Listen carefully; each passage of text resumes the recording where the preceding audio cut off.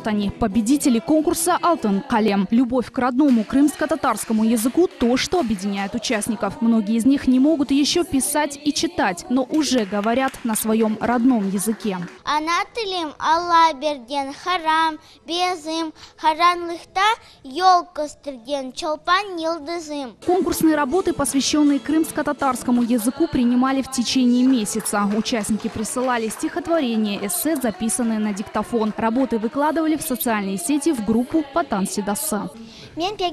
Мне очень понравилось. Я еще буду участвовать. Я очень люблю радио «Ватан Седасы». Главная цель конкурса – популяризация крымско-татарского языка. Ведь через родную речь можно передать особенности культуры и традиции. Родители маленьких участников идею поддержали.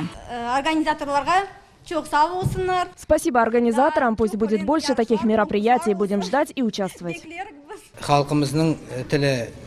Сохранять родной язык – это сложная задача. Пусть будет больше таких конкурсов. Желаем больше наград. Спасибо большое. Современная история крымско-татарского языка началась в конце XIX века. Просветитель Исмаил Гаспринский способствовал возрождению культуры. Он фактически создал первый крымско-татарский литературный язык. Провели конкурс, именно направленный на детей, на подрастающее поколение, с целью развития изучения крымско-татарского языка, крымско-татарской культуры. Сделали такой небольшой праздник для наших крымско-татарских детей и крымчан в целом.